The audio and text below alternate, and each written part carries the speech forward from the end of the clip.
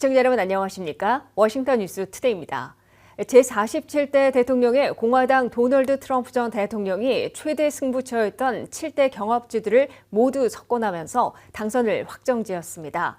연방 상원의원과 하원의원 역시 공화당이 다수당을 차지할 것으로 예상되고 있는데 현재까지의 주요 개표 결과를 요약해드립니다.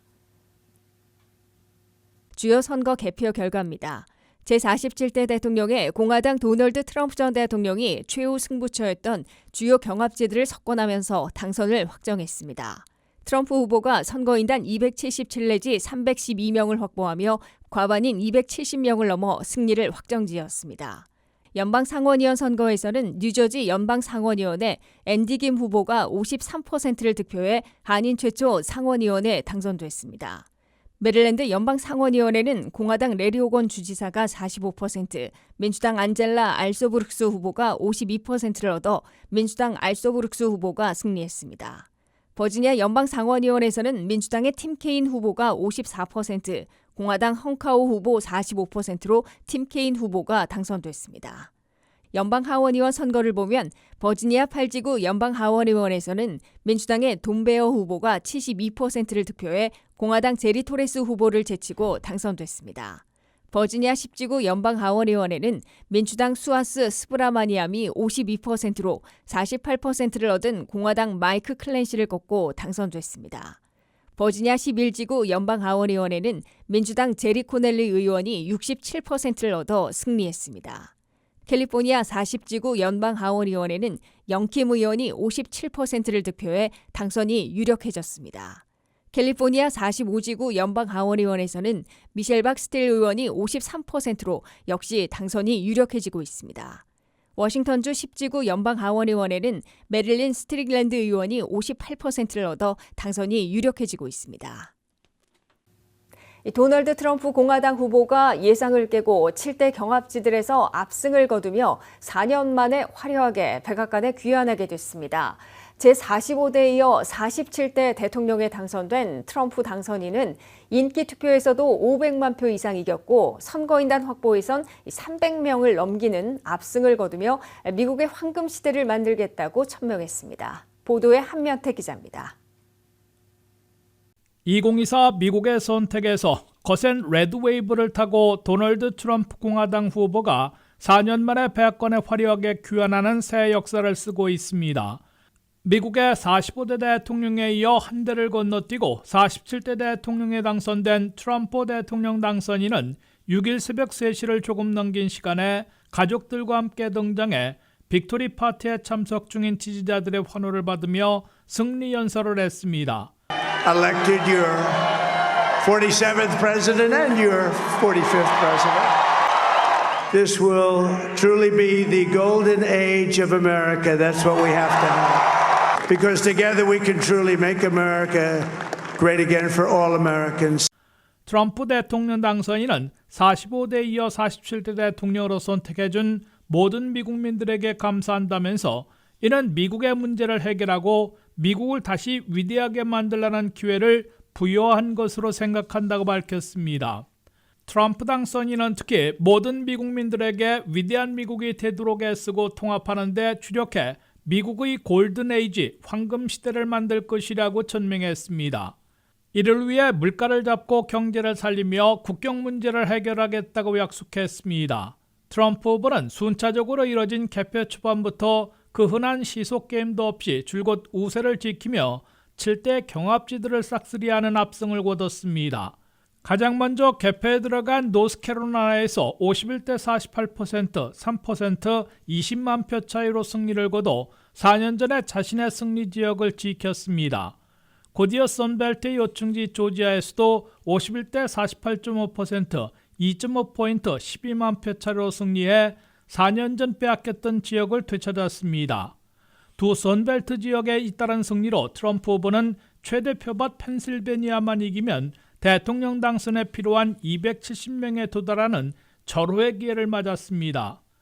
6일 새벽 3시쯤 마침내 펜실베니아에서도 트럼프 후보가 51대 48%, 큰 3포인트, 19만 표 차이로 AP통신과 방송들에 의해 승자로 잇따라 선언됐습니다. 대통령 당선에 필요한 선거인단 과반인 270명에 도달할 것으로 간주되자 트럼프 당선인이 플로리다 빅토리 파티장에 등장한 겁니다. 더욱이 트럼프 당선인은 러스트벨트, 블루월의 다른 두 곳인 미시간과 위스콘신, 서부의 선벨트, 레드월 두 곳인 애리조나와 네바다의 개표 결과와 상관없이 대통령 당선을 확정짓고 이들 지역들마저 석권해 7대 경합지 전승 기록을 남기게 됐습니다. 트럼프 후보는 미시간에서도 50대 48%, 2포인트 10만 표 차이로 이겼으며 위스콘신에서는 57대 47%, 4포인트 12만 표 차이로 승리했습니다. 또한 서부 애리조나에서는 51대 48%, 3포인트 4만 표 차이로 이겼고 네바다에서는 52대 47%, 5포인트 6만 표 차이로 승리를 거뒀습니다. 미국민들이 트럼프 후보를 다시 선택한 것은 대내외로 혼란스러운 위기 상황에서는 강한 지도자로서 전쟁을 끝내고 경제를 살리며 국경과 이민 문제를 해결해 주기를 원했기 때문으로 해석됩니다. 이에 비해 카말라 해리스 민주당 후보는 7월 21일 조 바이든 대통령의 후보 사태로 갑자기 후보직을 물려받고 각계의 열정과 지지를 받아 백전노장 트럼프 후보와 맞짱뜨기까지는 가능했으나 미국이 처한 각종 위기 해결에는 역부족이었던 것으로 분석됩니다. WKTV 뉴스 한면택입니다. 앤디 김 연방하원의원이 한인 최초의 연방상원의원으로 탄생했습니다. 앤디 김 후보는 8%포인트 차의 낙승을 거두고 한국계 최초의 연방상원의원이 되는 새 역사를 썼으나 이 메릴랜드에서 연방상원의원에 도전했던 한인 사위 레리 호건 주지사는 낙선했습니다. 류령화 기자의 보도입니다. 2024 미국의 선택에선 한인사회, 한국계, 모국 한국을 위해서도 새로운 역사를 썼습니다. 앤디 김 3선 연방하원의원이 마침내 한인, 한국계로서는 최초로 연방상원의원에 당선됐습니다. 앤디 김 연방상원의원 당선인은 지지자들 앞에 나와 승리를 자축하고 뉴저지 정치인의 신뢰 회복에 노력할 것임을 약속했습니다. I hope you're proud of me. And I hope that when you learn about this moment in America that you come to understand why I did what I did and why I fight for you. That's what this is about. 앤디 김 연방상원의원 당선인은 53대 45%, 8포인트 차이로 공화당의 커티스 바쇼 후보를 물리치고 투표 마감 2시간 만에 승자로 선언됐습니다. 앤디 김 의원은 특히 뇌물 스캔들로 사임한 로버트 메넨데즈 전 상원의원의 후임으로 지명됐던 자신의 보좌관이 선거 결과 인증 직후 사퇴키로 함에 따라 새해 1월 초가 아니라 이번 달 말에 연방상원의원으로 취임하게 됩니다. 앤디 김 연방상원의원 당선인은 메넨데즈 상원의원의 부패 스캔들이 알려지자 가장 먼저 사임을 요구하며 상원의원의 도전장을 던졌고 뉴저지 현직 주지사의 부인인 태미 머피 여사의 당내 도전까지 물리치고 뉴저지를 대표하는 연방상원의원에 올랐습니다. 올해 42세인 앤디 김 연방상원의원이 취임하면 세 번째로 젊은 상원의원이 되는 기록도 세웁니다. 이민자의 아들로 1982년 7월 보스턴에서 태어나 명문 시카고 대학을 나와 로즈 장학생, 옥스포드 대학 박사 등 화려한 이력을 지니고 있습니다. 앤디 김 당선인은 31세에 오바마 백악관 국가안보회의에서 이라크 정책보좌관을 역임하고 데이비드 퍼트레이어스 아프간 주둔 미군 사령관의 보좌관을 지내는 등 외교안보 전문가로 일했습니다. 반면 한인 유미 호건 여사를 부인으로 두고 있어 한인 사위로 불린 레리 호건 전 메릴랜드 주지사는 연방상원의원에 도전했으나 민주당 흑인 여성 후보인 안젤라 알소부룩스 후보에게 45대 52%, 7포인트 차로 패해 낙선의 고배를 들었습니다. 호건 후보는 인기 있는 메릴랜드 주지사를 8년이나 재임했으나 반트럼프여서 공화당 진영의 일사불란한 지원을 받지 못했기 때문인 듯 줄곧 밀리다가 결국 낙선을 피하지 못했습니다. 앤디 김 의원의 상원의원 영전과 함께 한인 현역 연방하원 의원들은 대부분 선방하고 있습니다. 캘리포니아 40지구의 공화당 영김 연방하원 의원은 공화당의 조커 후보에게 57대 43%, 6포인트 차이로 앞서 3선고지에 오를 것으로 보입니다. 45지구의 미셸 스틸박 연방하원 의원은 53대 47%, 6포인트 차이로 공화당 데릭 트란 후보에 앞서 역시 3선이 유력해지고 있습니다. 워싱턴주 10지구의 한국계 메릴린 스트릭랜드 연방하원 의원은 58대 42%로 공화당의 돈 휴에트 후보의 압승을 거두고 역시 3선에 오르고 있습니다. WKTV 뉴스 류령아입니다. 대통령 선거 못지않게 중시되는 연방 상하원 선거에서 공화당이 예상대로 연방 상원 다수당을 탈환하고 의석수 차이를 얼마나 벌릴지에 주목을 받고 있습니다. 게다가 공화당은 시간이 걸리겠지만 연방 하원 다수당까지 유지할 조짐을 보여 백악관과 연방 상원에 이어 연방 하원까지 독식하게 될지 주시되고 있습니다. 김미연 기자의 보도입니다.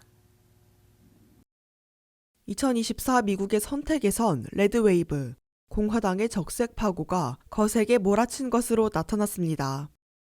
백악관과 함께 연방 상원 다수당을 차지했고 잘하면 연방 하원 다수당까지 유지할 조짐을 보이고 있습니다.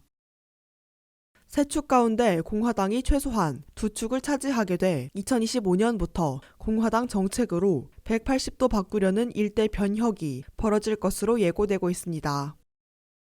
한인 사회와 친숙한 민주당 소속 연방 상원 의원들과 연방 하원 의원들이 대거 당선됐으나 연방 상원 다수당이 민주당에서 공화당으로 넘어가는 사태는 막지 못했습니다. 한인들이 많이 살고 있는 버지니아 선거에서 팀 케인 연방 상원 의원이 54대 46%로 8포인트 차이로 공화당 헝카우 후보를 물리치고 3선에 성공했습니다.